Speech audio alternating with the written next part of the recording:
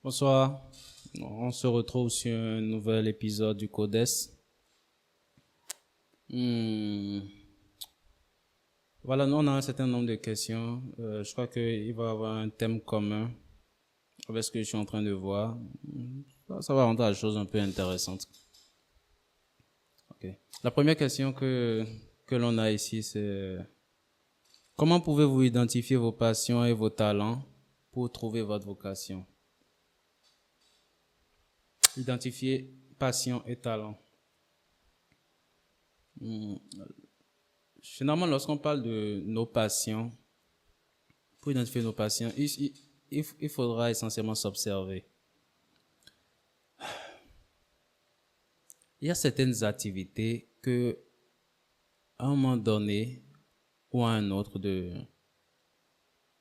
notre propre histoire, que nous nous retrouvons à faire certaines activités vers lesquelles nous nous inclinons aisément, qui ne nous demandent quasiment aucun effort pour nous pencher vers elles, pour y entrer. Et dans le même temps aussi, aucun effort pour y rester. Je vais donner un exemple. C'est sûr que à un moment, que ce soit vous ou autour de vous, vous connaissez quelqu'un qui passe son temps dans les bouquins. C'est-à-dire, vous pouvez être en train de discuter tout de suite, l'instant d'après, vous tournez la tête, la personne est en train de lire. Ou vous pensez que la personne est en train de dormir, vous jetez un coup d'œil, elle est juste en train de lire. Vous pouvez être au cours, vous pouvez être en train de faire une activité super sérieuse. L'instant d'après, vous tournez la tête, elle est en train de lire un bouquin. Cette personne rentre aisément dans cet état, sans effort, sans contrainte particulière. Elle aime juste y entrer et elle y entre easy. Et en deux, généralement, elle peut être tellement absorbée par ce qu'elle est en train de faire que, en fait, elle perd de contact avec le monde autour d'elle. C'est-à-dire, elle se laisse totalement absorber. Ça l'emporte. Et encore une fois, sans effort. Elle le fait avec un naturel sans nom. Ça, c'est quelque chose qui la passionne. Et donc, suivant la même procédure, vous allez identifier dans votre existence, c'est quoi les activités qui vous passionnent à un degré ou à un autre, mais des activités qui vous passionnent, vers lesquelles vous pouvez vous incliner. Je, je ne parle pas d'activités destructrices. Je parle littéralement d'activités constructrices, constructives, du point de vue de passion, quelque chose de vraiment passionnant et qui peut être totalement constructif pour l'individu. Et dans ce genre d'activité vers lequel vous vous retrouvez à aller, que vous appréciez, je ne parle pas de distraction non plus. C'est-à-dire en termes de, ok, regarder des séries, ce n'est pas une passion. Regarder, quoi? Quelqu'un peut citer regarder des matchs. J'hésite sur la réponse. Regarder des matchs, c'est une distraction si c'est juste pour regarder. Quelqu'un qui est passionné, pour l'exemple de... Je me rappelle il y a quelques années, en 2008, j'ai rencontré un monsieur et il me disait que les Africains ne sont pas passionnés de foot. J'étais juste choqué. Je lui dis, mais comment? Quand il y a un match, n'importe où tu passes, les gens sont juste scotchés. Et même dans la rue, ils peuvent trouver la télévision d'un coiffeur, ils sont scotchés. Ou la télévision d'un truc électroménager, ils sont juste scotchés. Ils regardent le match, ils commentent le match, etc. Il me dit, non, non, non, que les Africains ne sont pas passionnés par le foot. Je lui dis, mais le monde autour de moi me dit le contraire. Il dit, mais voilà que, enfin, je ne tiens pas compte de toutes les informations. Son explication est simple. Il dit, l'Européen passionné, lorsqu'il est passionné de foot, qu'est-ce qui se passe? Il a le maillot de son équipe, autour les maillots. C'est-à-dire, s'ils ont plusieurs couleurs de maillots, etc. Il les a. Oui, on me dira aussi l'Africain aussi, il a des maillots. Mais il me dit une chose, que l'Européen, de façon générale, va,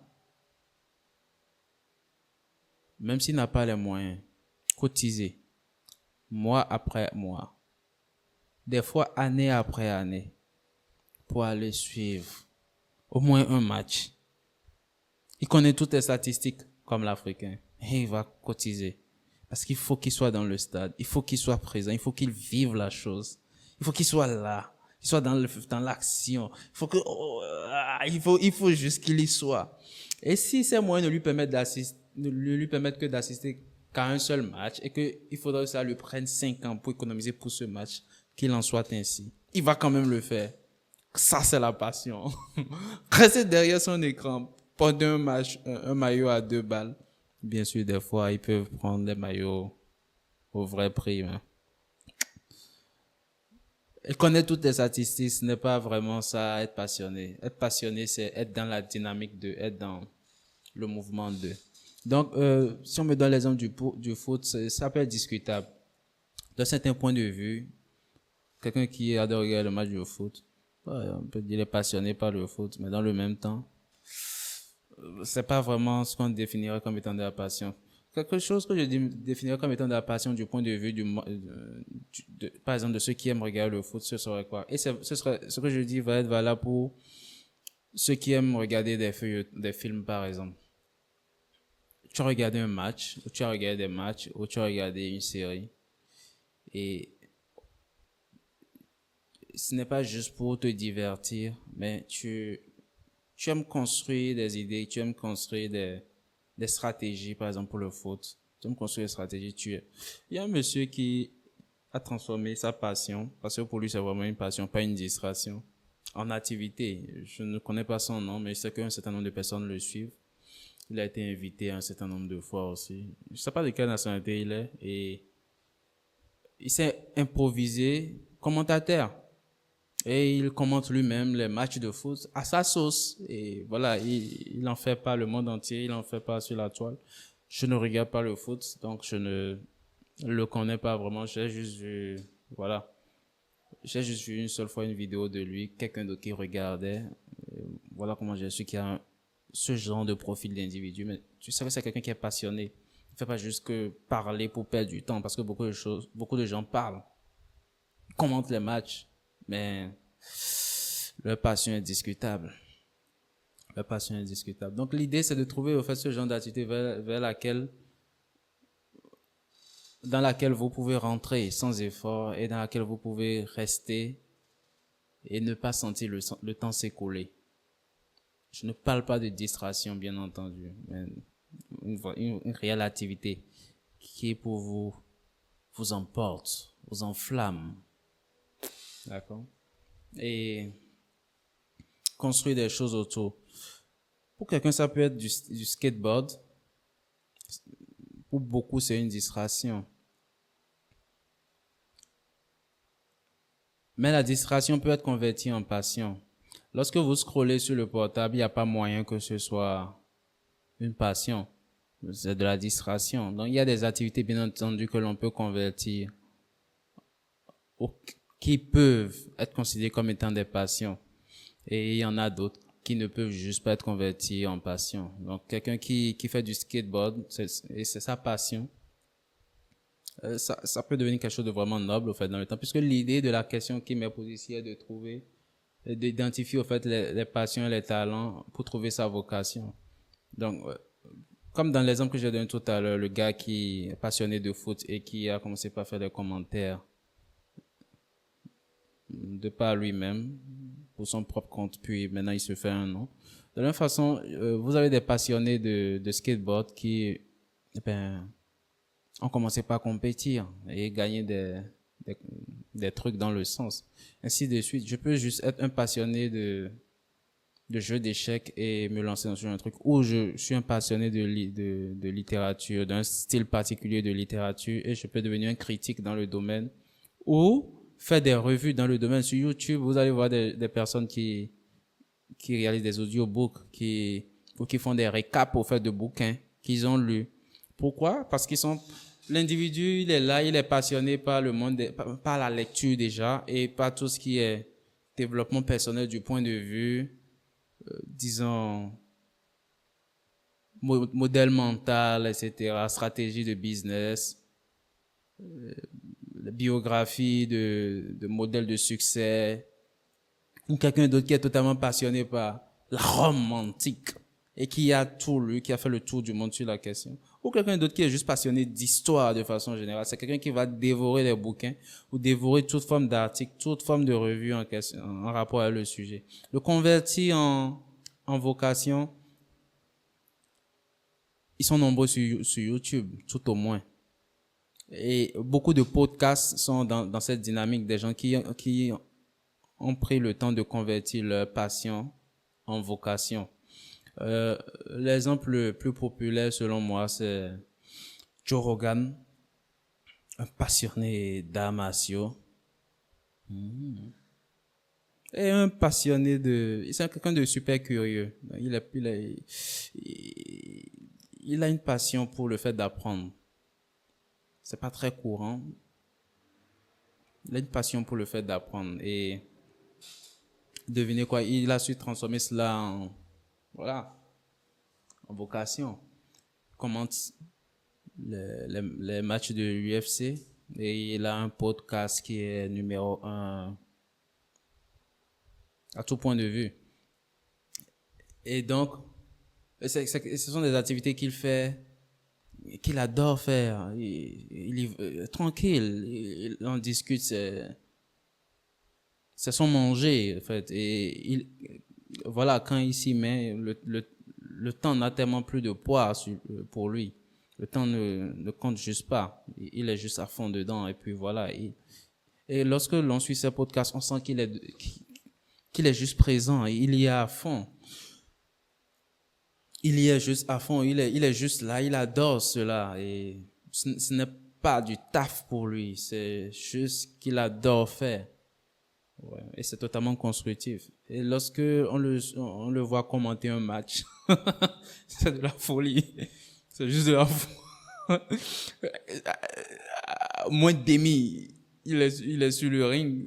Il est juste emporté par cela. On sent vraiment en fait cette énergie là. Donc je crois que ce sont comment dire, de bons pointeurs pour identifier, pour vous aider à identifier vos passions. Et en ce qui concerne le talent, tu peux juste naître avec le talent ou tu peux le développer. Quelqu'un qui est né avec le talent, bon, l'identifier va être relativement aisé. Parce que, voilà.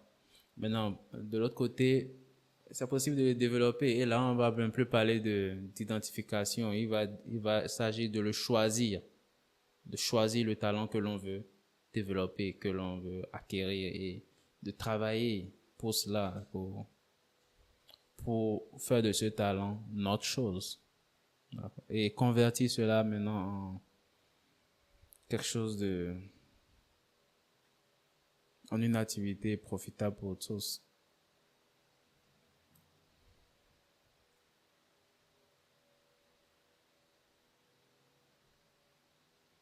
Quel conseil donneriez-vous à quelqu'un qui cherche à changer de carrière?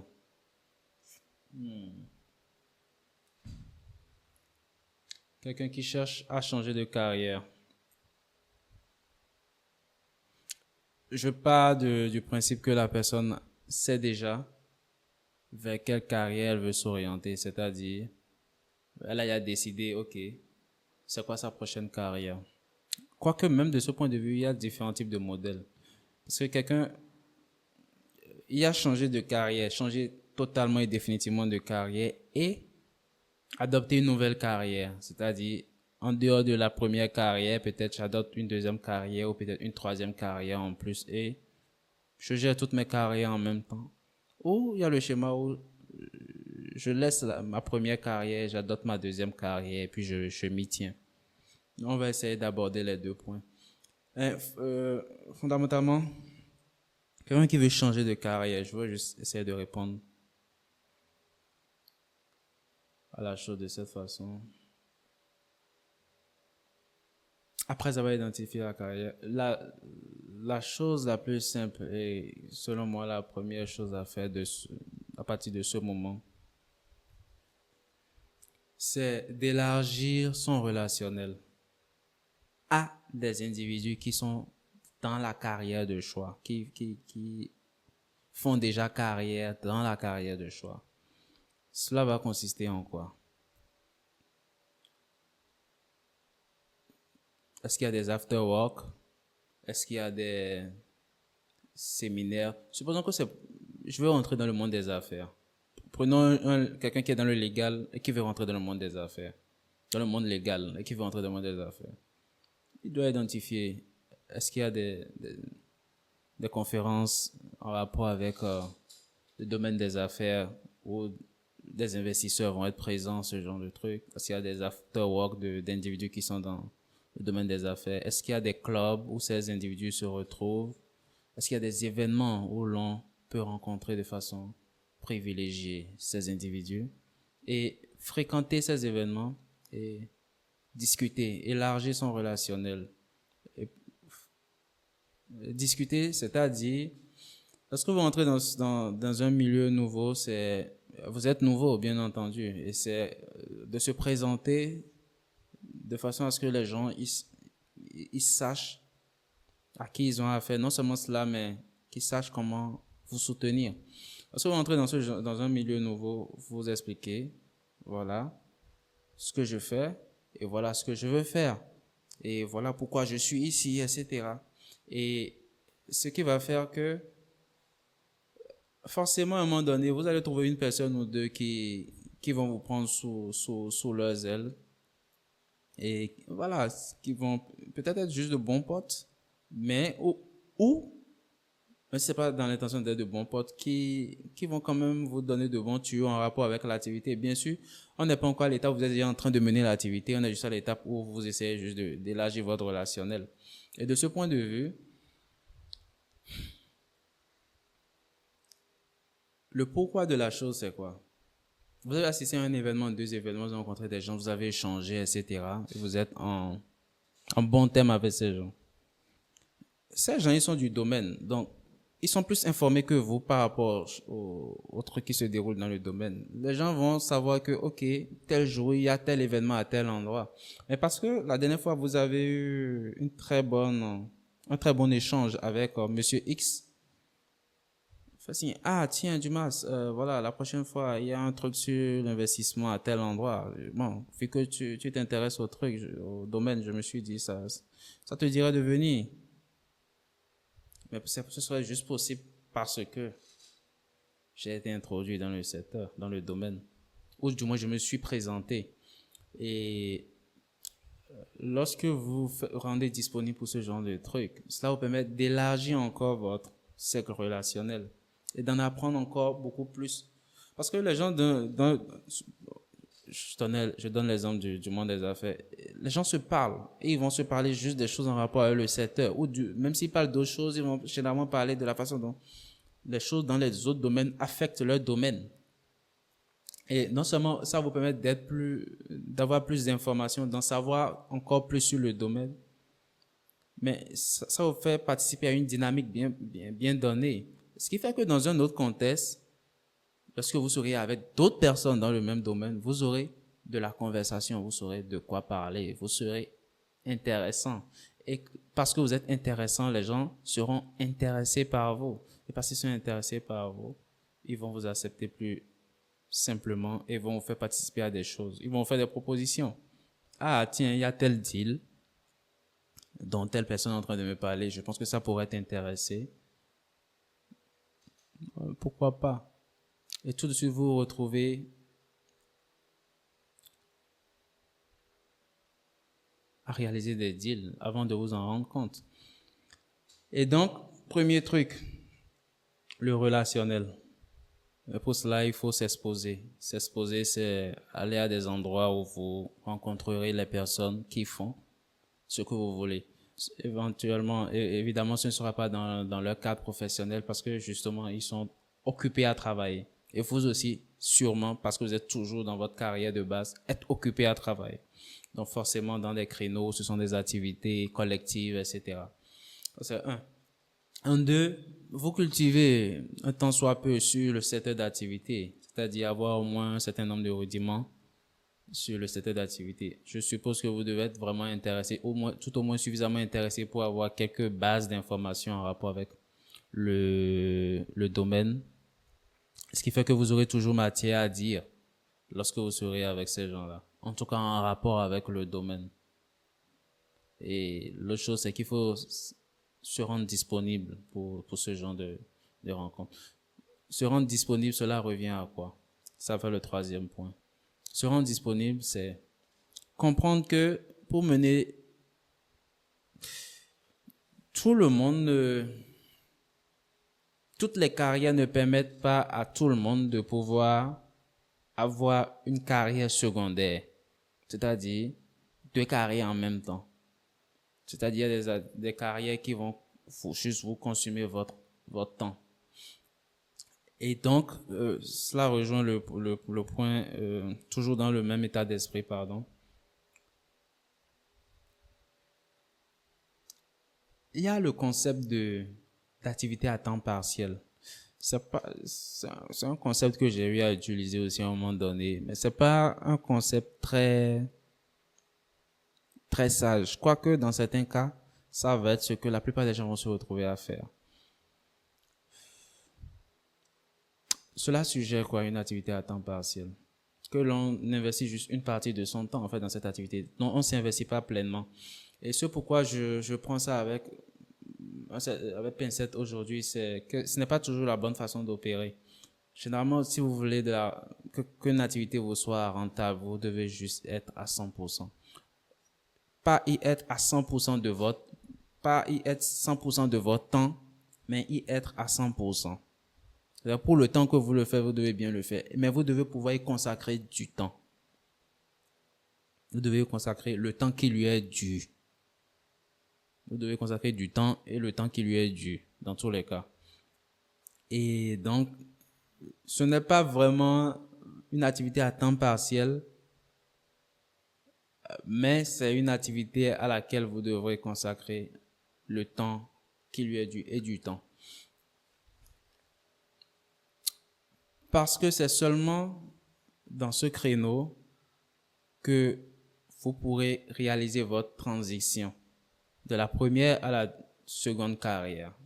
C'est-à-dire pour que la transition soit complète, il faut que progressivement vous accordez du temps à la nouvelle carrière, progressivement. Mais pour cela, il faut que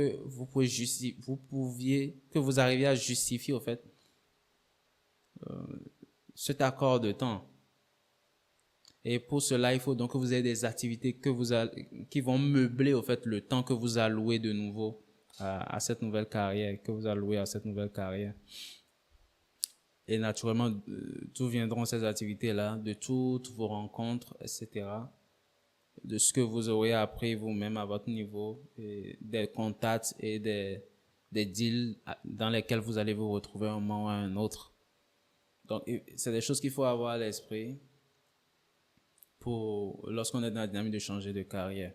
Et pour ceux qui vont plutôt adopter une nouvelle carrière, et ce genre d'exemple, il y en a beaucoup de personnes qui ont 2, 3 carrières. Tout de suite, je pense encore une fois à Joe Rogan, puis on peut considérer que il est un peu d'un divertissement parce que voilà, il est commentateur UFC, il est podcasteur et il est humoriste. Et donc, il présente, il preste sur scène. D'accord, c'est un humoriste. Mais je pense à un autre, David Rubenstein. David Rubenstein, c'est un monsieur qui est juriste de formation, il est avocat de formation. Et puis à un moment donné, il a viré, il est rentré dans le monde des affaires. Je crois qu'il est actuellement, il est toujours co-chairman du groupe Carlyle. Le groupe Carlyle, c'est l'une des plus grandes private equity de la planète. Qui dit private equity, c'est le monde de l'investissement. D'accord? C'est le monde des affaires, le monde de la finance, le monde de l'entreprise. Et je crois que Khalil Group, ils sont dans les 5 plus grands mondiaux. Je crois, la dernière fois que j'avais consulté, ça remonte à un bon bout de temps. Ils étaient troisième sur le plan mondial. Donc, voilà un monsieur qui est passé de la case légale pour la case affaires. Et il disait qu'il était super nul comme avocat, que c'était à la limite de la honte, quoi, et que c'était juste pas sa place. Et mais dans le monde légal, dans le monde des affaires, qu'est-ce qu'il fait? Son rôle, c'est de lever des fonds, de lever 1 milliard par-ci, 5 milliards par-là de dollars, bien évidemment. Et c'est son job et il le fait très bien, il adore le faire. Donc voilà quelqu'un qui est passé d'une carrière, qui a abandonné la première carrière, qui a adopté une deuxième carrière. Bien sûr, ce n'est pas ce que ça ne ressemble pas à l'exemple que j'étais supposé donner puisque j'étais en train de parler d'avoir plusieurs carrières en même moment. Mais j'y viens. Donc, Monsieur Rubinstein, c'est la carrière mondiale qui lui a valu, en fait, son succès sur le plan planétaire, worldwide, et sa réalisation financière et en termes d'influence aussi. Puis, il y a quelques années, il s'est découvert, c'est quelqu'un qui adore lire aussi, et il s'est découvert une passion pour le journalisme.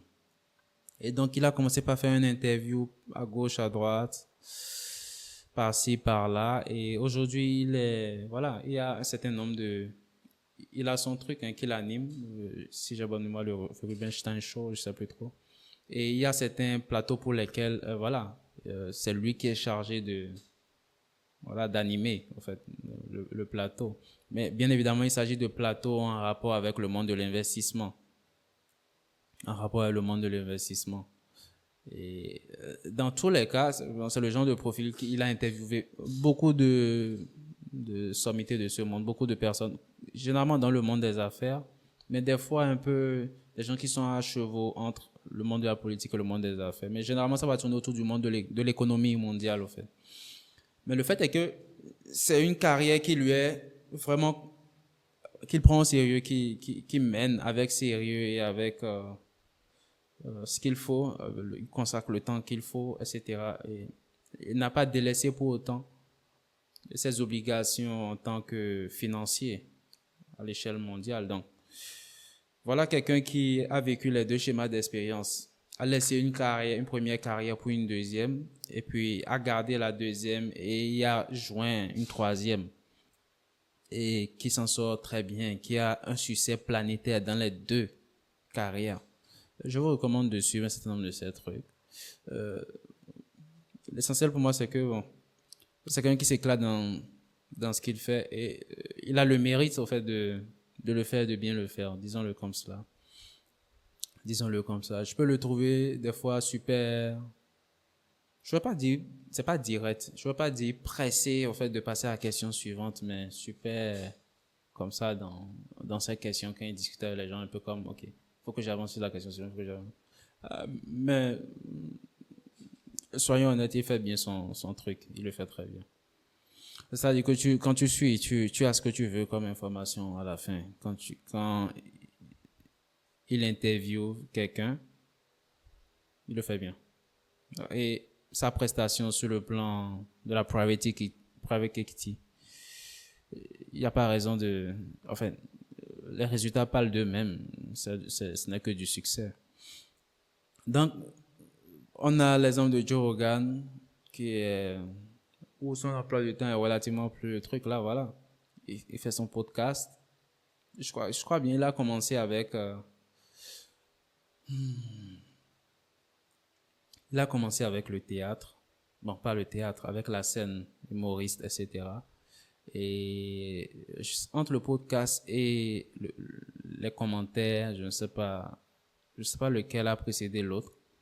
Le fait est qu'aujourd'hui, c'est quelqu'un qui vit pleinement ses 3 carrières et il adore ce qu'il fait. Il le fait, ce n'est pas du job pour lui, c'est pas du boulot pour lui. C'est de la pure passion, ça le consume. Et devinez quoi? Il a du succès dans chacune de ses 3 carrières. un succès sans précédent dans chacune de ces trois carrières. Et c'est magique, c'est vraiment beau, c'est inspirant, je trouve. Bon, c'est un monsieur que j'aime beaucoup. Son podcast a du sens pour beaucoup de personnes. Pourquoi? Pas parce que c'est genre, ok, un truc, il est en train d'interviewer quelqu'un. Non. C'est le genre de questions que tu te poses en tant qu'individu. C'est littéralement l'état d'esprit du podcast. C'est-à-dire, lorsqu'il ne comprend pas un truc, lorsqu'il a des questions sur un truc qu'il a suivi un documentaire ou une émission, un truc comme ça, et il s'est rendu, ok, il y a un expert en la matière, ou peut-être dans le documentaire, il y a une personne qu'on a eu interview. Il invite la personne. Et toutes les questions qu'il avait, quand il a suivi le ou les documentaires, etc., en rapport avec le sujet, toutes les questions qu'il avait, même si ce n'est pas en rapport avec un documentaire, un truc d'actualité, peu importe, il pose directement les questions à la personne.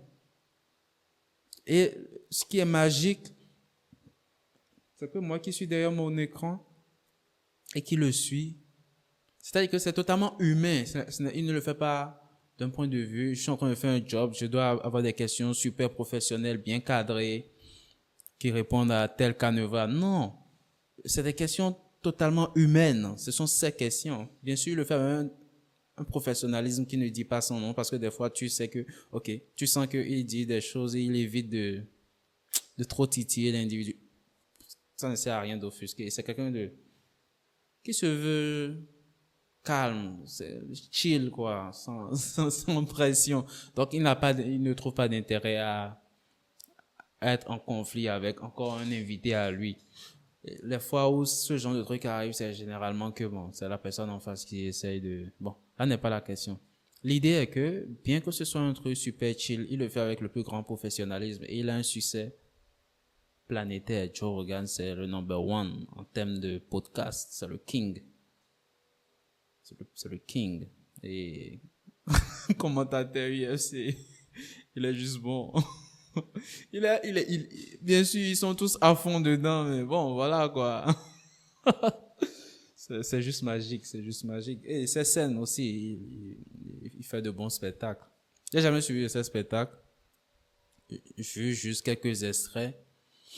Et pour dire vrai, ces spectacles ne m'ont jamais vraiment intéressé. Par contre, celui dont j'ai suivi quelques spectacles, c'est Dave Chappelle. J'adore Dave Chappelle. Il est juste magique sur scène. Il a un style qui lui est vraiment propre, mais c'est juste, c'est impec. C'est juste impec du Dave Chappelle.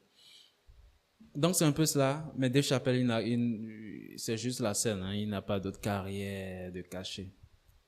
Il n'a pas d'autre carrière de cachet. Et bon, pour revenir à la question posée, changer de carrière, ça va être ça.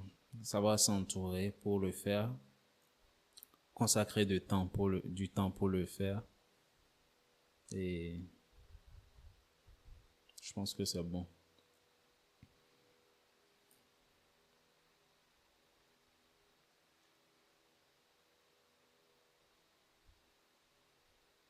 Comment trouver la motivation nécessaire pour persévérer lorsque vous êtes confronté à des obstacles? Je suis de nature à ne pas fonctionner avec la motivation. La motivation n'a aucun poids dans mon quotidien ni dans mon vocabulaire. Je ne fonctionne juste pas avec. Cependant, pour répondre à la question, comment persévérer lorsque l'on est confronté à des obstacles? Ce n'est pas la motivation, encore une fois, qui va permettre de persévérer, mais c'est une chose simple, c'est de ne pas perdre de vue l'objectif à atteindre. C'est avoir les yeux rivés, être concentré, être focus sur la ligne d'arrivée. C'est la chose qui vous permet de continuer à avancer. Être concentré et être patient. Être confiant et être serein.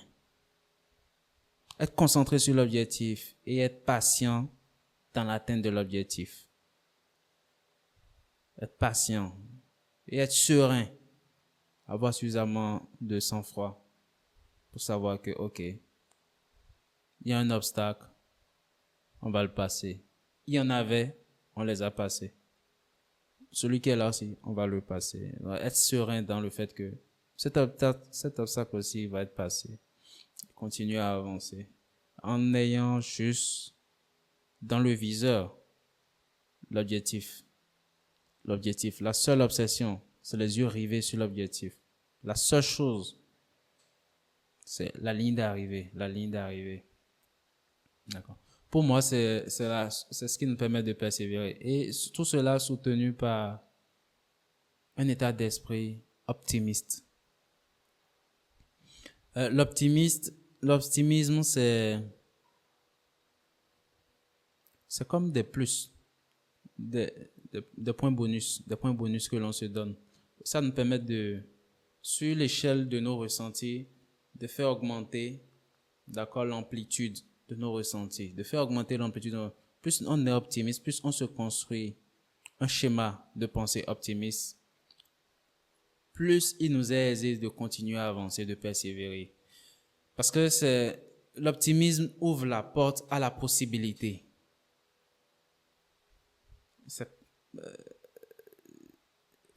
Le champ de je peux y arriver, encore une fois, je n'abandonne jamais. Quoi qu'il arrive, je continue d'avancer encore et encore. Certaines personnes disent, tu tombes 7 fois, tu te lèves 8 fois. Point. Encore et encore. Être entêté ici, ça va dans le sens d'être focus sur l'objectif. Être entêté, c'est la seule obsession. C'est-à-dire, ce pourquoi je me suis levé, ce pourquoi j'ai commencé n'a pas changé. Donc, je vais continuer à le faire, obstacle ou pas. Donc, même s'il y a l'obstacle, je continue à faire ce que je suis supposé faire de toute façon pour atteindre mon objectif. Pourquoi? La seule chose qui m'obsède, c'est mon objectif. Et je suis serein. Je sais juste que je vais l'atteindre. Je sais que cet obstacle, ok, c'est un obstacle, mais il ne peut pas me briser. L'histoire est écrite pour que je la brise. C'est moi qui écris l'histoire. Et l'histoire de ma victoire, de l'atteinte de mon objectif, c'est une histoire dans laquelle j'ai brisé chaque obstacle et je les brise tous. Les obstacles passés en sont témoins. Un à un. Et l'on continue à avancer. Et il faut être patient. Parce que justement, tout un chacun de nous, à un moment ou à un autre, on peut se retrouver dans le rush de l'atteinte d'un objectif ou d'un autre. Le temps s'écoule, bien évidemment. On est tous pressés d'atteindre tel ou tel objectif. Ça se comprend aisément. Et cependant, écoutez, je pense que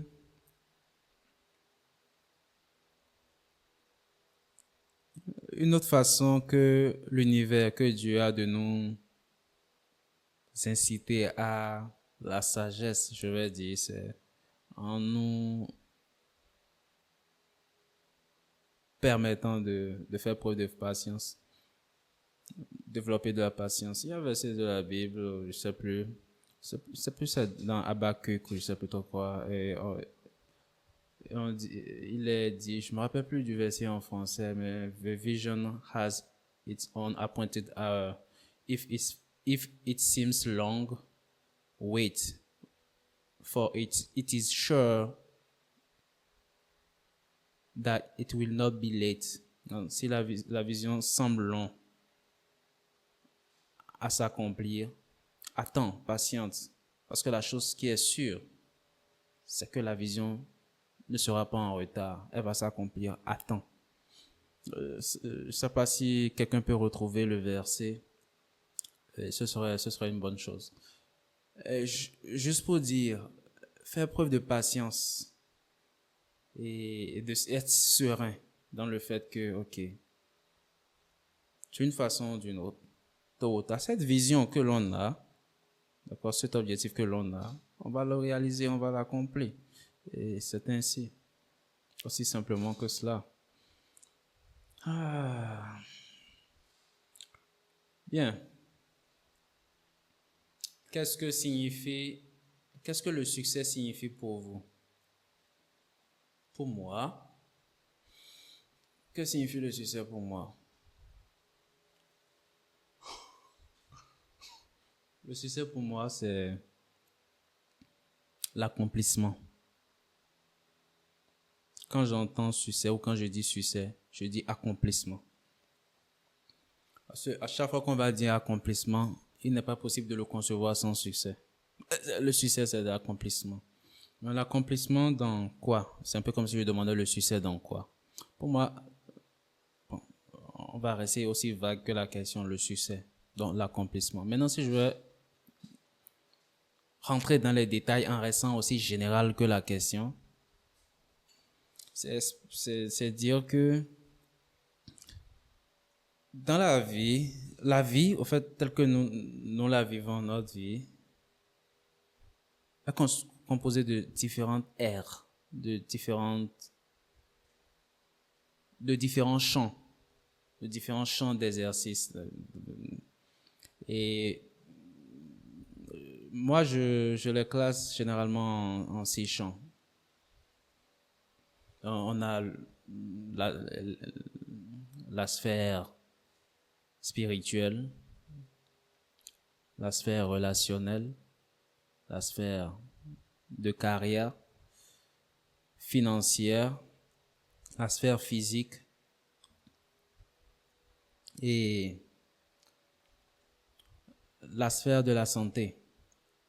D'accord? Et je pense que quel que soit la façon dont on va tourner les choses, ça va rester dans ces 6-là. Quel que soit ce que quelqu'un va définir, non, tu as oublié tel truc. En règle générale, ça va tomber dans l'un des 6 points. Si c'est pas dans le spirituel, c'est dans le physique. Si c'est pas dans la carrière, c'est dans la finance. Si c'est pas dans le relationnel, c'est dans la santé. Ça va juste tourner dans les 6 points.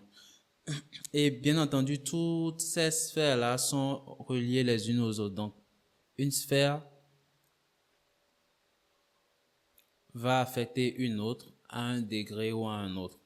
Et donc, l'accomplissement pour moi, le succès pour moi, c'est l'accomplissement dans chacun des domaines, dans chacune des aires, dans chacun des champs de l'existence. Et qui définit les objectifs dans chacun des champs? L'individu lui-même. Bien entendu, il ne s'agira pas de se fixer de petits objectifs.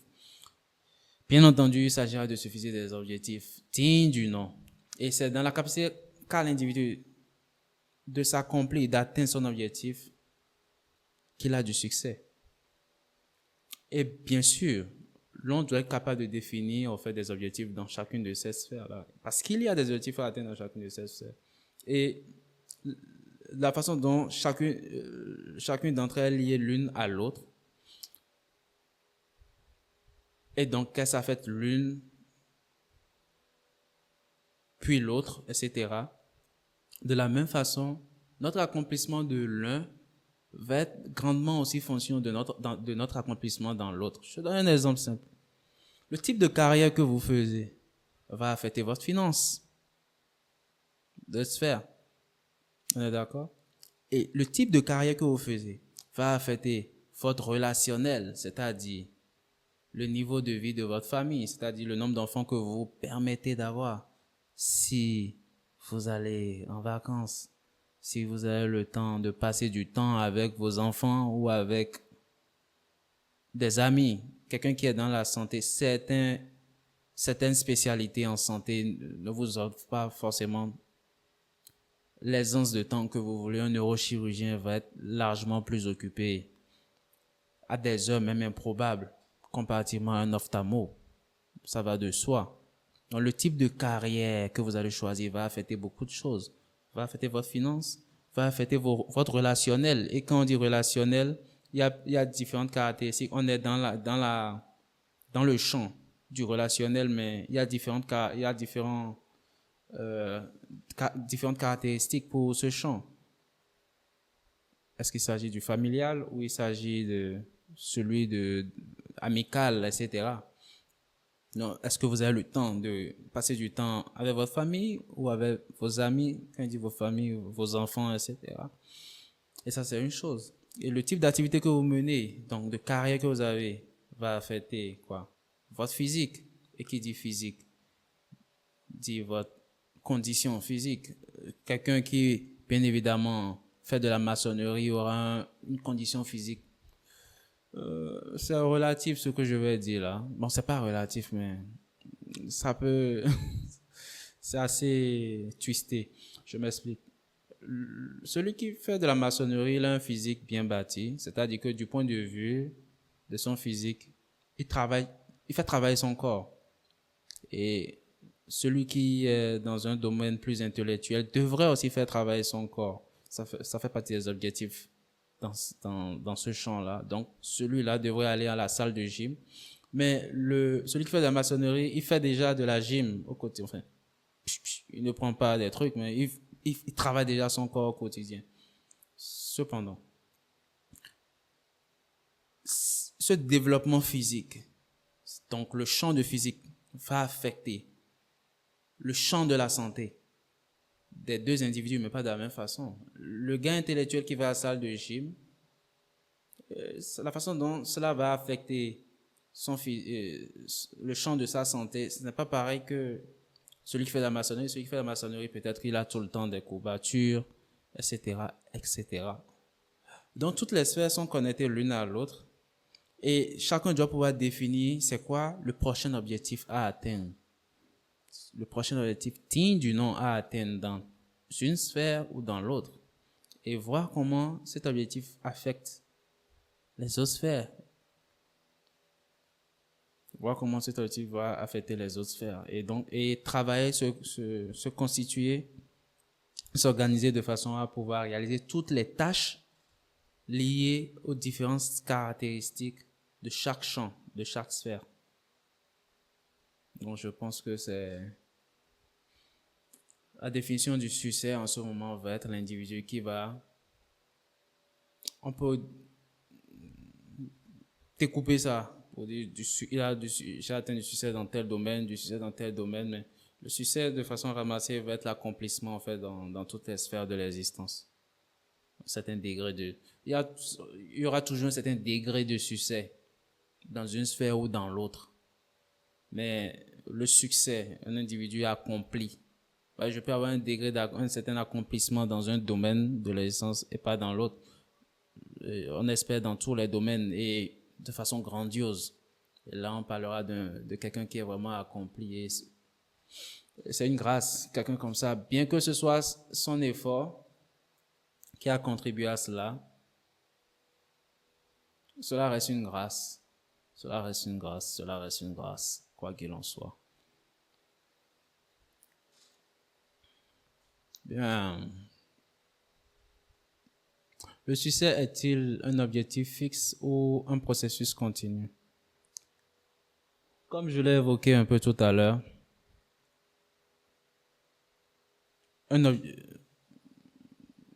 l'individu, par rapport à un champ de l'existence, va se fixer un objectif qu'il va atteindre, puis ensuite un autre, tant que c'est un objectif qui est digne du nom. Mais dès que cet objectif est atteint, il va en fixer un autre, ce qui va définir, au fait, des degrés de succès, disons-le comme cela. Il y avait un truc que je voulais aborder un peu sur le point précédent, en parlant du succès. Lorsque je parlais par exemple du succès dans la finance, une autre façon dont je vois la chose, c'est lorsqu'on se fixe des objectifs, c'est-à-dire de succès, différentes personnes ont différentes manières d'évaluer leur objectif ou de se fixer des objectifs. J'aime fixer mon objectif vous avez remarqué une chose. Je sais que nous sommes tous familiers avec l'idée selon laquelle au cours primaire ou au lycée, à l'examen national, on donne le premier du centre, le premier du département, le premier national. C'est-à-dire que même à cette petite échelle, nous sommes conscients que nous ne compétissons pas juste avec notre classe de 30 élèves. Nous sommes appelés à compétir avec un centre de 2000 élèves. Nous sommes appelés à compétir avec un département de 10 000 ou plus élèves. Et nous sommes appelés à compétir sur le plan national. De la même façon, quel que soit ce que nous faisons dans notre vie, nous sommes appelés à compétir avec une audience plus grande, que nous en soyons conscients ou pas. Lorsque tu te fixes un objectif, supposons, le champ physique. Dans le champ physique, l'une des caractéristiques du champ physique, c'est il y a la combativité et l'autre caractéristique, c'est la physicalité, disons-le comme ça. J'ai deux façons de l'appeler. Je l'appelle physicalité et puis une autre façon de l'appeler là, qui m'échappe. Mais la physicalité, tout ce qui est du développement du physique, dedans, il y a deux activités que je vais mettre. Je vais mettre les exercices de résistance. Donc, les tâches à exécuter vont être une des tâches de résistance. Donc, aller à la salle, prendre du métal. Et l'endurance, courir souvent.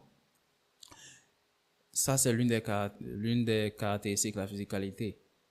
Pour la combativité, il s'agira justement d'apprendre un art martial pour savoir se défendre. Parce que c'est pas parce que tu es musclé, etc., que tu sais te défendre. Tu vas juste te faire taper. Évidemment, quelqu'un qui sait se défendre, généralement, a un physique qui va avec. Donc, quelqu'un qui a appris un art martial a un physique qui va avec. Donc, forcément, il n'a plus forcément besoin d'aller à la salle pour prendre du métal, mais il va quand même travailler sa physicalité. Même si c'est pas le but premier, au fait, de sa discipline. Et donc, je pense que le bon exemple va être la combativité, pour que l'on comprenne là où je vais. En parlant de compétition. Lorsque vous commencez un art martial, le JJB par exemple, Jiu-Jitsu au Brésil, vous êtes à votre première corde, deuxième corde, vous voyez juste votre club. Mais non. Lorsque vous êtes à votre troisième corde, vous êtes à votre troisième corde sur le plan mondial. C'est-à-dire que vous êtes supposé être à même de compétir avec quelqu'un de la troisième corde, de n'importe où sur cette planète. Votre compétition directe, c'est le monde entier. Ainsi de suite. Lorsque vous êtes à votre dernière corde, lorsque vous êtes à la noire, votre compétition, c'est toutes les noires. Lorsque vous êtes à la violette, votre compétition, c'est tous les violets. Pas ceux de votre club, ni ceux de votre pays, mais de la planète entière. Parce que lorsque vous allez à une compétition, n'importe où sur la planète, c'est pas contre les gens de votre club que vous compétissez. C'est contre les gens qui viennent d'un peu partout dans le monde. Donc voilà comment il faut évaluer la chose. Lorsque je suis à un niveau dans mon essence, je suis à ce niveau-là par rapport au reste du monde. Donc lorsque vous êtes violet, vous avez une corde violette, où est-ce que ça vous met par rapport à tous ceux qui ont des cordes supérieures à vous, jusqu'à la noire, dans le monde? C'est toute cette marge de progression qui vous reste. Il y a encore beaucoup de personnes qui sont au-dessus de vous. Et donc, c'est votre compétition. Violet et plus. Et voilà comment il faut réfléchir. Lorsque vous fixez un objectif financier, lorsque je parlais de fixer un objectif digne du nom, quel que soit le champ de l'existence, c'est un peu le fait de ce point de vue qu'il faut voir la chose. Lorsque vous fixez un objectif financier de, je dis n'importe quoi, 2 millions de dollars l'année. 2 millions de dollars l'année. Où est-ce que ça vous met sur le plan financier par rapport à la population mondiale? Beaucoup de gens vont être familiers avec l'expression faire partie des 1%, etc. Ce qui suppose que consciemment ou inconsciemment, lorsque vous vous asseyez et vous dites que telle personne fait partie des 1% de la population mondiale en termes de fortune, etc., il fait partie des 1%. On dit souvent 1% de la population mondiale se fait 90% de l'argent du monde, possède 90% de... Ouais. Vous permettez de les classer eux. Vous, ça vous met où? Quelle est votre population? À quelle position vous vous trouvez réellement? Pourquoi vous n'êtes pas dans les 1%? Votre compétition, c'est de là où vous êtes jusqu'à tout ce qui est en haut, jusqu'au 1% là. Et donc, du coup, lorsque vous faites un objectif financier pour l'exemple, 2 millions de dollars l'année, supposons que vous l'avez atteint. Vous êtes fier, vous êtes content parce que c'est digne. C'est digne pour un certain nombre de personnes. Mais sur le plan financier, vous êtes où par rapport à la population mondiale? C'est-à-dire, vous êtes à quel niveau? d'accomplissement financier. Qu'est-ce qui est encore possible? Les gens se font 25 millions le mois de dollars américains le mois. Vous faites 2 millions de dollars américains l'année. Encore loin du compte. Pas que ce n'est pas, que c'est une cause, quoi, non. Mais vous compétissez contre le monde. Pourquoi? Parce que quel que soit ce que vous allez vouloir acquérir dans le monde, vous allez le dérober à quelqu'un d'autre. Je m'explique. La voiture ici que vous avez vue, que vous avez prévu acheter, si vous ne l'achetez pas demain ou après-demain, vous viendrez le jour d'après, on vous dira que quelqu'un d'autre a déjà venu l'acheter. Quelqu'un d'autre qui le voulait aussi, et qui était prêt, et qui a exécuté. Donc, consciemment ou inconsciemment, c'est la compétition. Lorsque vous êtes dans une cité, prenez un peu New York, où les loyers jouent les fous actuellement, et vous êtes à 2 millions de dollars. Bon, là, c'est un peu exagéré ce que je dis. Redescendons, ouais, ça va, c'est dans la même proportion. Quelqu'un qui a un salaire moyen actuellement aux États-Unis, quelqu'un qui tourne dans les 40 à 60 000 dollars l'année, aura du mal à vivre dans New York aujourd'hui. Pourquoi? Le marché ne l'attend pas. Le prix du loyer ne fait qu'aller crescendo. Et donc, même s'il s'est dit, peut-être qu'il était à 40 000 et il s'est fixé comme objectif financier 60 000, il l'a atteint. Devinez quoi? Il est toujours en train de se débattre. Pourquoi? Il a oublié qu'il compétit contre le monde entier. Et bon, oui, dans ce cas, le monde entier, c'est un peu exagéré. Disons, compétit contre New York. Et donc, qui sera mieux servi? Celui qui peut décaisser sans pression. Et donc, lorsque vous fixez des objectifs, comprenez que, bien sûr, vous évaluez par rapport à ce que vous pouvez, ce que vous pensez que vous pouvez. Vous évaluez par rapport à beaucoup de choses. Mais, conseil d'amis, il faut toujours vouloir beaucoup plus. Il y a un monsieur qui disait souvent, quel que soit votre objectif financier, écrivez-le. Le plus grand objectif financier que vous avez, écrivez-le. Il te laisse écrire. Quand tu finis d'écrire, il te demande c'est combien. Tu lui dis c'est quoi le montant. Peut-être, je dis n'importe quoi, 10 millions de dollars. Et il dit de façon, à chaque fois, quel que soit l'individu qui s'assied et qui lui donne un montant, il lui dit, quand tu lui dis par exemple 10 millions de dollars, il te regarde et te dit, tu fais fois 10. Le fois 10, c'est ça ton objectif financier. C'est-à-dire, ne soyez pas modeste quand vous avez des objectifs. Osez quand vous avez des objectifs.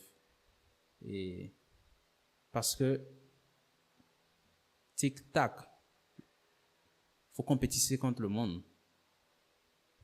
Parce que là où cela vous met, la raison pour laquelle les 1% de la population mondiale peuvent réaliser certaines choses, c'est parce qu'ils sont à un niveau où il n'y a pas beaucoup de compétition. Et ils ont les moyens de réaliser des choses qui sont littéralement impossibles à quelqu'un qui est tout en bas de l'échelle de réaliser.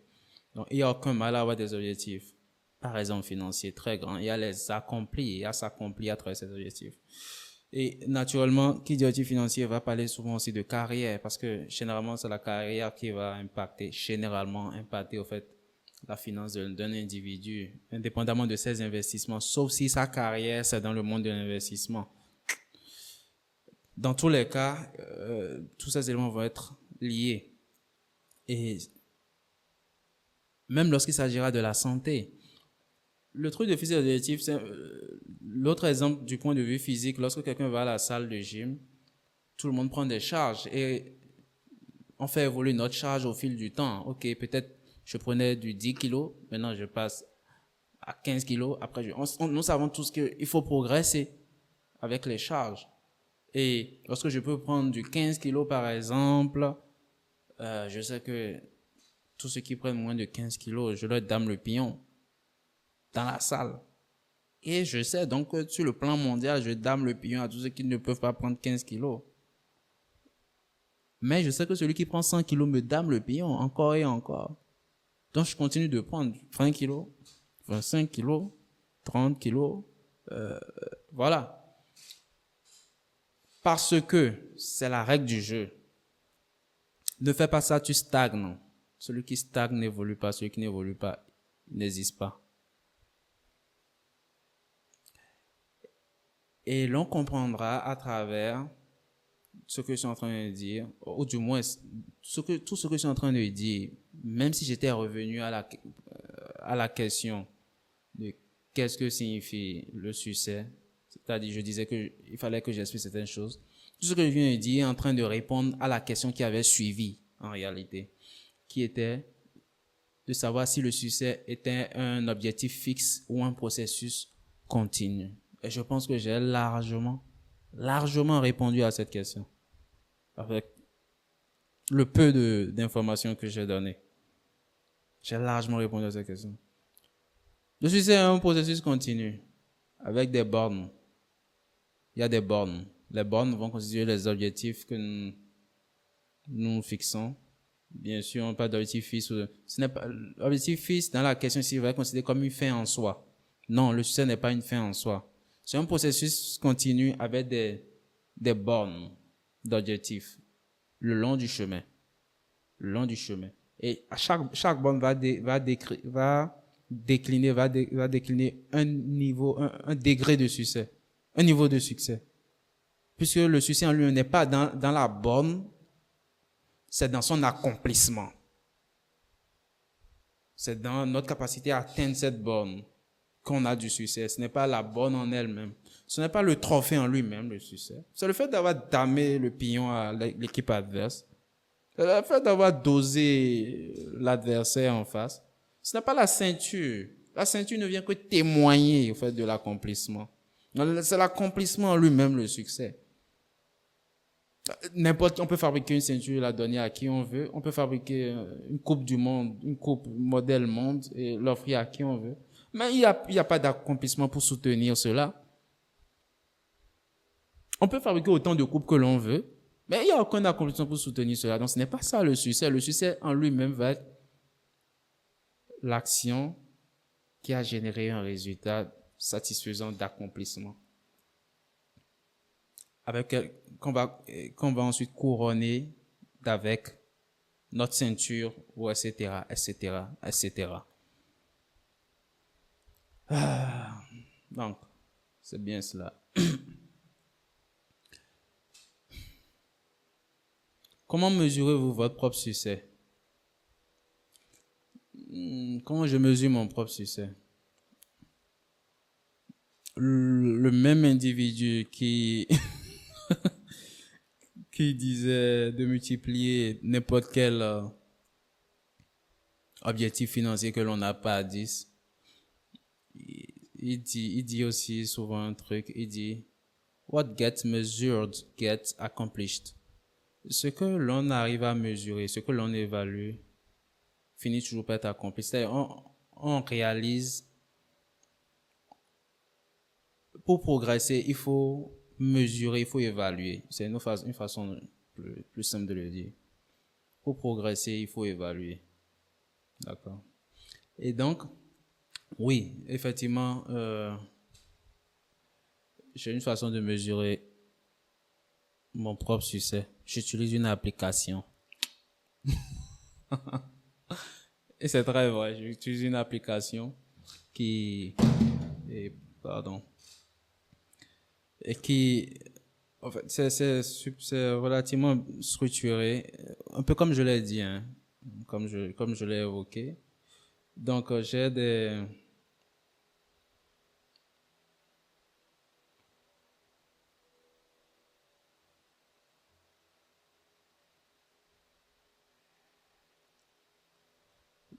Donc, naturellement, il y a des caractéristiques, je ne sais pas si ça va être clair à l'écran. Il y a des caractéristiques, d'accord, avec les 6 sphères de l'existence. Donc, bien sûr, je peux jouer avec pour tourner le truc, c'est magique. Et donc, il y a voilà, comme je l'ai cité, le spirituel, la sphère physique, c'est-à-dire le champ physique, relationnel, wealth, donc disons financier, carrière, health, santé, d'accord? Et à ces 6 caractéristiques, à ces 6 champs de, de l'existence sont reliées des compétences à développer. Et ces compétences sont multiples, diverses et variées. Hein. Elles sont multiples, diverses et variées. Dans le champ de la santé, par exemple, il y a faire le jeûne, quoi d'autre? Ouais, faire de prendre soin de soi. Healthcare, j'ai écrit healthcare ici, par exemple, il y a fasting après. C'est-à-dire que chaque compétence développée, chaque champ va avoir une ou plusieurs compétences qui lui sont associées. Et chaque compétence va avoir une ou plusieurs, je vais dire, tâches, donc activités à mener au quotidien qui lui sont reliées. Donc, lorsque tu réalises là où les tâches, ça te permet d'améliorer telle compétence et la compétence là que tu réalises te permet de faire évoluer le champ auquel appartient cette compétence. Tout est intimement lié. Et donc, le champ de la santé, il y a le jeûne, d'accord? Et dans le jeûne, la tâche à effectuer, évidemment c'est de jeûner. C'est du jeûne intermittent que je réalise. Je réalise du jeûne intermittent.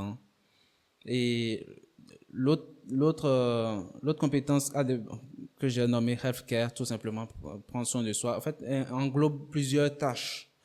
L'une des tâches, faut comprendre que la santé, c'est un capital qu'il faut développer, d'accord? Il faut l'entretenir. Et donc, là, j'ai mis dans les tâches, par exemple, il y a le fait de prendre des compléments alimentaires, et il y a un certain nombre d'autres choses au fait que je fais, mais un exemple simple, c'est le fait de prendre des compléments alimentaires. C'est un truc que je mets dedans. Il ne s'agit pas de prendre, pas d'être sous médicaments, mais de prendre des compléments, ce genre de trucs, etc. Donc oui, c'est des choses que je mesure pour la sphère le champ physique, d'accord? Comment appelle-t-on? La compétence, workout, donc aller à la salle. Il y a quoi d'autre?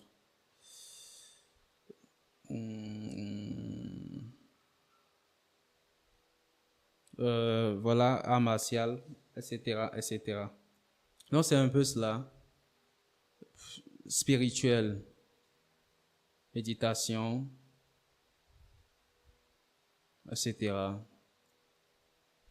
Dans le champ de la santé, il y a reverse aging, un certain nombre de protocoles que je... Le truc, c'est que lorsqu'on veut développer quelque chose, il faut prendre le temps d'avoir le maximum d'informations sur ce que l'on veut et voir nos capacités d'accomplir ces objectifs. Du point de vue de la santé, il y a beaucoup de choses que l'on peut faire. Et, pardon, aujourd'hui, il y a avec Internet, on peut avoir accès à beaucoup d'informations, c'est-à-dire du point de vue des études qui sont réalisées dans différentes choses qui affectent la santé, sur le plan épigénétique, etc. Donc, il y a beaucoup de protocoles que les gens mettent en place aujourd'hui pour améliorer on va parler de biohacking, c'est-à-dire de jouer au fait sur notre biologie, d'améliorer au fait nos performances notre performance en tant qu'organisme biologique, d'accord? Et y compris reverse aging, on parle de ralentir le vieillissement ou de même faire tourner l'horloge du temps, l'horloge biologique dans le sens contraire en fait. Donc il y a différents protocoles qui sont proposés aujourd'hui sur la base d'études scientifiques, beaucoup d'études sérieuses. Il y a certaines études qui ont été discréditées, bien entendu, c'est des choses qui arrivent. Mais le fait est que il faut souvent être informé. Il faut souvent s'informer au fait de ce genre de trucs. Et ce qui fait que, au fur et à mesure du temps, je peux me retrouver à faire des ajustements par rapport à certains protocoles, supprimer d'autres protocoles, etc. Pendant un moment donné, il y avait un truc que je prenais, un protocole que j'avais mis en place.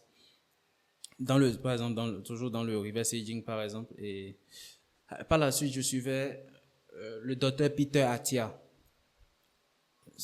Il a un podcast et il étudie beaucoup la longévité, d'accord?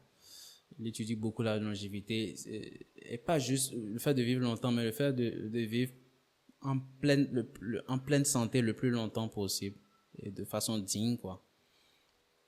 Et c'est pas un obsédé de la jeunesse éternelle, etc. Maintenant, l'idée, c'est de vivre le plus longtemps possible. C'est un peu comme si je te disais, avoir la forme de mes 30 ans à 90 ans. C'est un peu son truc. Donc, il fait beaucoup de recherches personnelles et il s'informe beaucoup sur des travaux des autres. Il s'inspire beaucoup de travaux. Donc, c'est des choses dont il discute sur son podcast, etc. Mais il y avait un protocole que j'avais mis en place à la suite de mes recherches et que j'exécutais. Et puis, à un moment donné, qu'est-ce qui s'est passé? Il se fait que lui aussi, il avait en place le même protocole. Mais le protocole, il avait mis en place bien plus longtemps que moi. C'est-à-dire, genre, il y a plus de 10 ans qu'il a mis en place ce protocole. Mais il s'est rendu compte que le protocole en lui-même, en fait, le résultat n'est pas pertinent pour un individu qui n'a pas de problème de santé. Disons-le simplement comme ça. Un individu qui est en bonne santé, ce protocole-là n'est pas pertinent. C'est-à-dire que le protocole-là va permettre de rallonger l'essence de l'individu seulement si il avait une certaine pathologie que je ne veux pas donner, puisque c'est un certain nombre de trucs qui ont été prévus pour ce genre d'individu, mais qui a été réadapté sur la base au fait d'informations pharmacologiques et biochimiques en rapport avec certains trucs utilisés dans le protocole.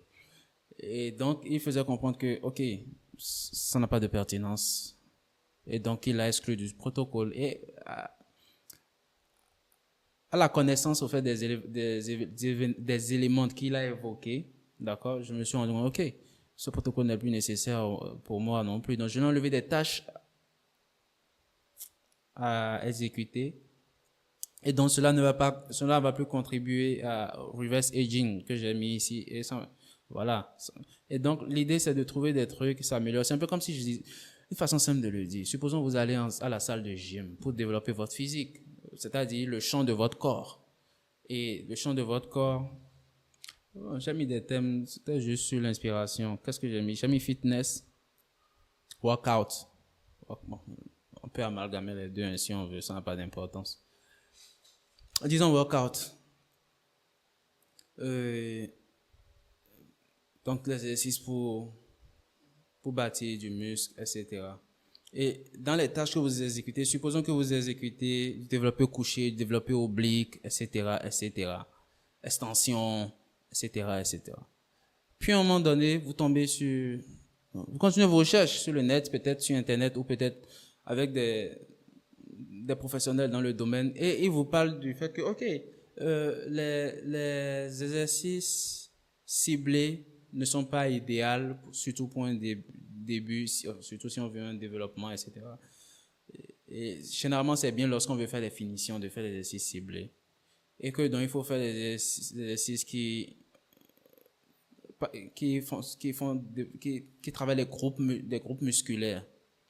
Et donc, du coup, quelqu'un va aimer faire du row, l'autre va carrément préférer faire du deadlift, ce genre de truc. J'exagère un peu, mais c'est pour donner un peu une image, au fait. Et donc, supposons que vous étiez donc sur un premier protocole qui était, je fais développer couché, oblique, etc., etc. Et on vous parle de ça.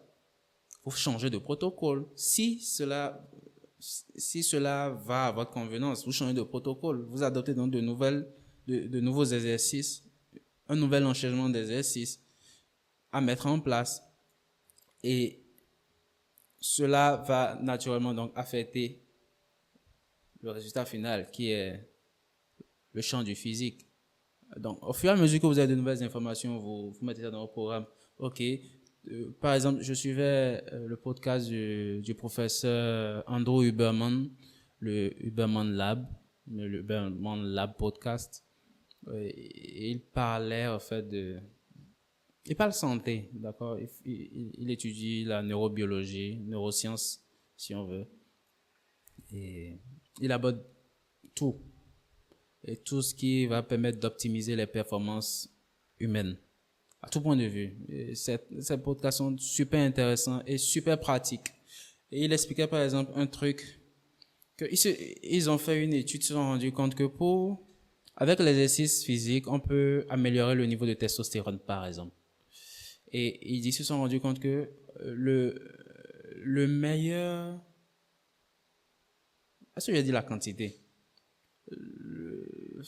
Comment on dit ça? Ok, je vais le dire simplement. Pour améliorer, ce qu'il faut faire pour permettre aux exercices que nous faisons en salle de nous permettre d'augmenter le niveau de testostérone, c'est intimement lié au nombre de séries que nous faisons et au nombre de répétitions aussi. Mais essentiellement, il s'est accentué sur les séries. C'est-à-dire, il expliquait que lorsque vous faites 5 séries de 10, pour n'importe quel exercice, supposons développer au coucher ou supposons vous faites du squat, ça n'a pas d'importance, du row, ça n'a pas d'importance.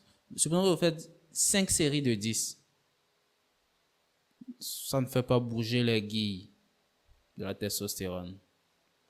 Supposons que vous faites 10 séries de 10, ça ne fait pas bouger les guilles de la testostérone.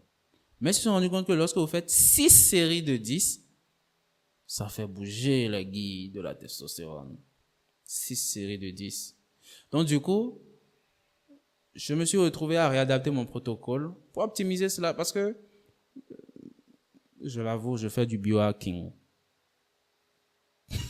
Je l'avoue. Et c'est passionnant en fait parce que ça te permet de te découvrir et de t'améliorer et de te redécouvrir, te redécouvrir et de t'améliorer encore plus au fait. Il n'y a pas de réelle ligne d'arrivée et c'est ok. Et c'est ok. Et donc, un autre truc qu'il a évoqué, c'est que, ça c'est dans un autre épisode, c'est passionnant en fait ces histoires quand l'on suit. Euh, Lorsque vous faites des exercices au-delà de 70 minutes, 60-70 minutes, ça arrête d'être OK. Parce que après 70, 75, le corps commence à sécréter du cortisol, c'est l'hormone du stress. Et cela a un effet contre-productif sur le développement musculaire. On ne veut pas stresser encore plus le corps qu'on l'a stressé pendant 1 heure et quelques. Ouais, un peu. C'est un effet totalement contre-productif. Bien sûr, dans le même temps, il y a 1001 individus qui vont vous faire 3 heures à la salle et qui vont être super balèzes. C'est-à-dire qu'il n'y a pas d'effet contre-productif visible. Au contraire, ce genre de truc. Cependant, vous n'êtes pas un bodybuilder professionnel, etc. Vous voulez mener des activités pour être en super forme, etc., pour être optimal à tout point de vue. Cela reste une recommandation. En fait, c'était même pas une recommandation, c'était une étude. C'est le résultat d'une étude qui a été menée. Ils se sont rendus compte qu'après 70, 75 minutes, c'est-à-dire après 1 heure 15, le corps commence à sécréter du cortisol, d'accord, en quantité qui peut s'avérer pas très, c'est pas à éviter, au fait, disons-le comme cela. Donc, du coup, j'ai arrangé mon emploi du temps de la salle de façon à ce que je sois dans ce créneau de temps. Je me fixe comme objectif 60 minutes, mais des fois, je peux aller juste à la limite des 70 minutes. Ce qui fait que je suis obligé de jouer, au fait, sur le temps de repos, etc., etc., etc. Et c'est aussi tant mieux. C'est aussi tant mieux dans l'ensemble. Et donc, voilà. C'est un processus continu. Ce n'est pas juste, OK, on fixe des tâches et on les fait, on a fixé les tâches, c'est fini, la terre tourne, je peux continuer de faire cela et je vais atteindre. Non. Je me fixe, l'objectif, il est connu, d'accord? Et cela va me permettre de développer certaines compétences et ces compétences vont me permettre pardon. Les compétences que j'ai me permettent de développer certains champs de mon existence. Et pour développer ces compétences, il faut que j'exécute certaines tâches, certaines activités au quotidien. Quand je dis au quotidien, ça ne veut pas que toutes les activités vont être effectuées tous les jours. Mais par exemple, pour la salle, je vais personnellement y aller 3 fois dans la semaine. C'est ce que j'appelle au quotidien, c'est-à-dire de façon journalière, suivant les jours, pour les activités, je vais effectuer les tâches qui sont dues.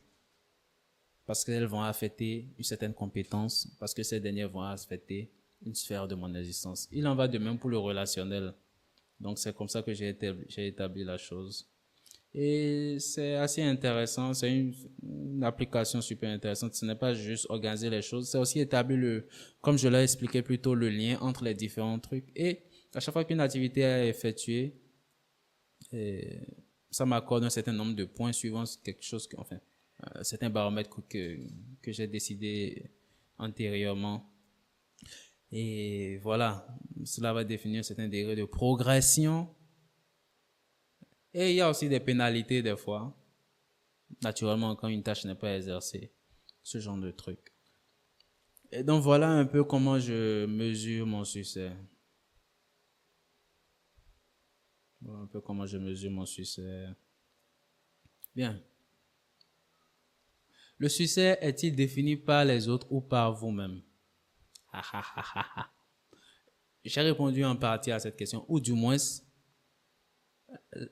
dans tout ce que j'ai discuté là, il y a une réponse partielle à la question. C'est mieux dit ainsi. Et la réponse partielle est que le succès, votre succès est défini par vous. Et indirectement par le monde. Le succès, de façon puriste, en termes d'accomplissement, est défini par vous. Vous définissez un objectif et dans votre capacité à l'accomplir, vous avez du succès. Maintenant, le degré de succès que vous avez va être fonction de votre compétition. Parce que si vous êtes fixé, je prends l'exemple d'un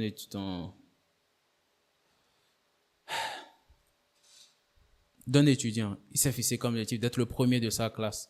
Ok, il est le premier de sa classe et il a un 15 de moyenne. Mais c'est lui le premier de sa classe. Puis on évalue, c'est-à-dire le premier de sa promotion. Puis on évalue sur le plan national, il n'est même pas centième.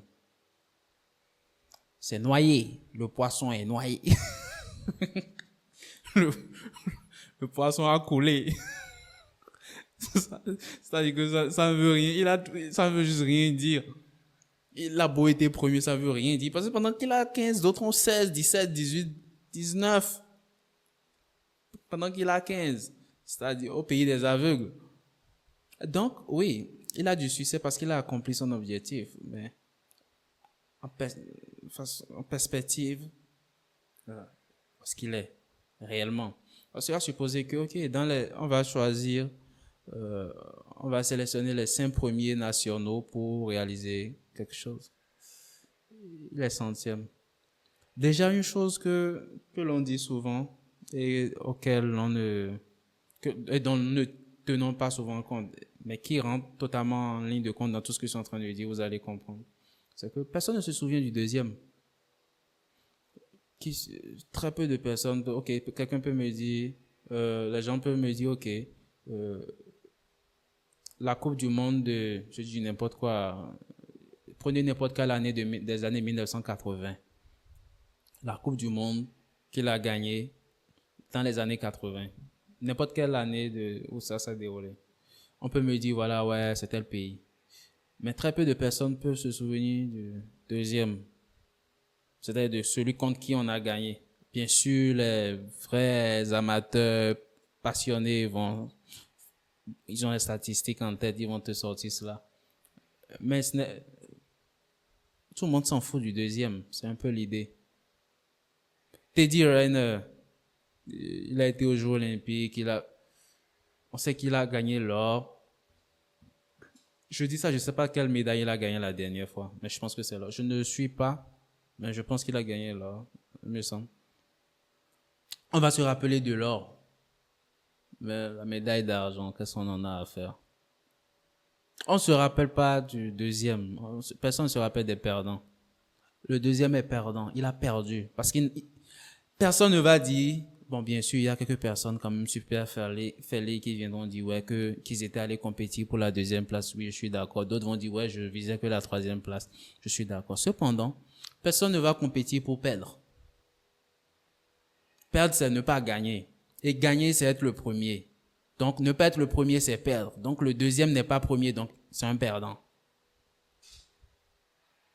Ça fait beaucoup de perdants. Ils vivent bien avec. Encore. Ça fait ça. Donc, même si vous avez un objectif bien déterminé que vous réalisez, comprenez, ayez à l'esprit que vous compétissez contre le monde entier. Ça peut sembler dramatique de le présenter comme ça, mais c'est très vrai. Je causais avec un ami neurochi. À 2 reprises, nous avons discuté. Enfin, on est potes, on discute tout le temps. Mais l'idée, c'est que je me rappelle de 2 conversations que nous avons eues à 2 moments différents. Une fois, il me parlait de l'un de ses professeurs qui était allé à un séminaire au Canada, un truc comme ça. Il y avait d'autres neurochis qui sont venus d'un peu partout du monde, dans le monde, et à un moment donné, ils discutaient entre eux. Il expliquait que, voilà, les neurochis qui sont venus des États-Unis, chacun venait avec son jet privé, tranquille, sans pression. Et à un moment donné, il y a un d'entre eux qui demande, voilà, au professeur, mais c'est où ton jet privé? Et le prof dit, d'où je viens? Les profs n'ont pas de jet privé. C'est-à-dire la même compétence, le même statut, la même connaissance, mais le gap est comme ça. Parce que dans l'environnement où mon pote a étudié, même si les profs sont aussi capables que ceux d'ailleurs, ouais, en ce moment, comment dire, la finance ne suit pas la carrière. C'est-à-dire que si on va les évaluer sur le plan de compétences, on va les évaluer sur le plan mondial par rapport à leurs collègues sur le plan mondial. La preuve est qu'ils se retrouvent au même congrès la plupart du temps, etc. Donc, ils sont supposés être sur la même longueur d'onde. Donc, c'est leur compétition directe en termes de compétences. Mais si on l'évalue de ce point de vue, pourquoi est-ce qu'on ne le ferait pas du point de vue de leurs finances, puisqu'ils sont exactement dans le même domaine. Mais la géographie va faire la différence pour eux. C'est plus la géographie le problème ici. Mais n'empêche que c'est exactement la même chose. Et si vous compétissez sur le travail et que le travail détermine vos revenus et que vous compétissez du point de vue du travail, pourquoi est-ce qu'on se refuserait d'évaluer votre compétition sur le plan du point de vue du revenu? Ce serait biaisé. Donc même là, le calcul doit être refait. Le calcul doit être refait. Donc votre compétition, c'est dans tous les domaines. Financiers. Vous n'êtes pas seul dans, ouais, vous avez atteint ce petit objectif, etc. Mais vous compétissez contre le monde. Vous compétissez contre le monde. Donc la deuxième discussion que nous avons eue est allée relativement dans le même sens de compétition. Et toujours en rapport avec sa profession, en fait. Où on discutait littéralement, je lui expliquais, voilà, la compétition, c'est sur le plan mondial, etc. Donc, c'est juste ça.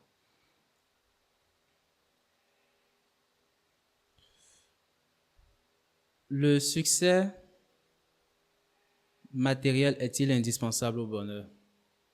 Indispensable, oui. Le succès matériel est indispensable au bonheur. Parce que tout degré d'accomplissement et de satisfaction, d'aisance, va passer par le domaine matériel.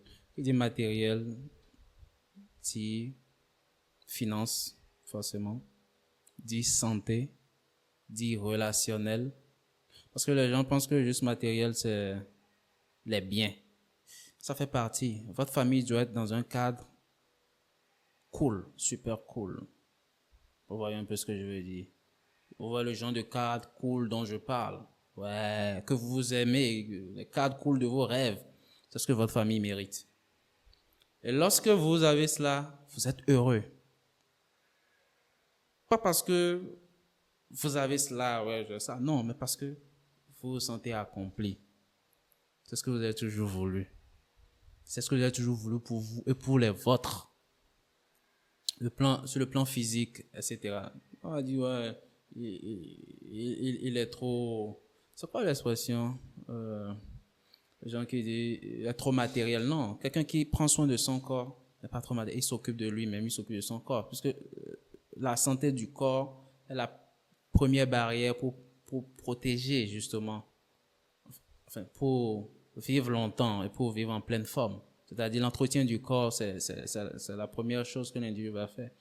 Et l'entretien du corps va soutenir la santé mentale. Parce que lorsqu'on parle de la sphère mentale, du champ de la santé, il y a la santé physique et il y a la santé mentale. Et l'un va soutenir l'autre. Et la meilleure façon, en fait, c'est un point que éventuellement dans un autre épisode on va évoquer. La meilleure façon, en fait, de se remettre sur pied, sur le plan mental, c'est de bouger, de poser une activité physique. De poser une activité physique, ça vous aide à bouger les trucs sur le plan mental. Ça, c'est même plus discutable. L'étape où ce genre de truc est discuté est déjà passé. Faut juste accepter ça comme ça et continuer d'avancer, c'est un fait. Mettez cela à l'épreuve et on peut en reparler après. Donc oui, le succès matériel est indispensable. Le succès matériel va vous permettre de vous épanouir sur le plan matériel. Quoi? Le bonheur...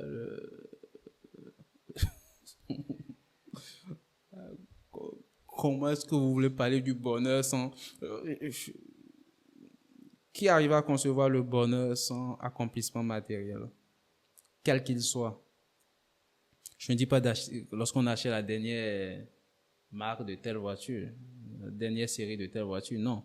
Mais un accomplissement matériel, avoir une liberté financière qui ne dit pas son nom, avoir une carrière qui nous permet de nous épanouir, qui a une passion pour nous, avoir une vie relationnelle familiale magnifique, extraordinaire, heureuse et béate, avoir une relation avec nos amis, avec notre famille plus élargie, des plus harmonieuses, avoir un physique in perfect shape, savoir se battre, se défendre et avoir suffisamment confiance dans sa capacité à défendre notre famille en cas de besoin, avoir un équilibre émotionnel, mental, impec, avoir une santé physique, tout est grâce, mais une santé parfaite, et avoir un équilibre spirituel, avoir une guidance spirituelle, tout ça c'est matériel. Enfin, sauf le spirituel, mais tout le reste c'est matériel. Bien sûr que même si le spirituel va passer par des réalisations matérielles, même si on l'exclut du lot des 6, les 5 autres sont tous matériels. Et seulement dans cela que nous pouvons prétendre au bonheur. Mais pas parce que nous recherchons le bonheur, mais parce que nous recherchons l'accomplissement, l'excellence. Et c'est de notre satisfaction de l'excellence, c'est-à-dire de notre satisfaction, de notre capacité à exceller et à nous accomplir, que nous, par ricochet, comment dit-on, nous héritons du bonheur qui va avec. Du bonheur qui va avec. Une autre façon de le dire, enlever l'une de ces qualités à n'importe quel individu. Ramener sur un index de 100, ramener l'index à 0 pour l'une des 6 sphères. Enlevons même la sphère spirituelle. Supposons que la sphère spirituelle c'est 100. Et sur les 5 sphères restantes, ramener l'une des sphères à 0. Et est-ce que l'on peut prétendre que la personne là, a du bonheur ou est heureuse. Défions quiconque qui pourrait venir prétendre à cela. Comme le dit l'autre, je me rappelle plus exactement, mais je vais juste paraphraser. Celui qui est en parfaite santé, il veut tout. Celui qui n'a pas la santé ne veut qu'une chose, la santé. Un truc bizarre comme ça. Je crois que c'était Bouddha qui l'avait dit, mais je l'ai entendu de la bouche de Naval Ravikant. Ce n'est plus clair dans mon esprit. Donc, la santé est primordiale pour le bonheur. La santé, c'est physique. Le relationnel, que ce soit en famille ou en amitié. Le relationnel, quelqu'un qui n'est pas en bon terme avec sa famille, on prie que cela, on tape du bois. Même s'il a tous les autres, il n'a pas un bon relationnel, il n'est pas heureux. Celui qui n'a pas un physique optimal, etc., il n'est pas épanoui, il ne se sent pas bien dans sa peau. D'accord?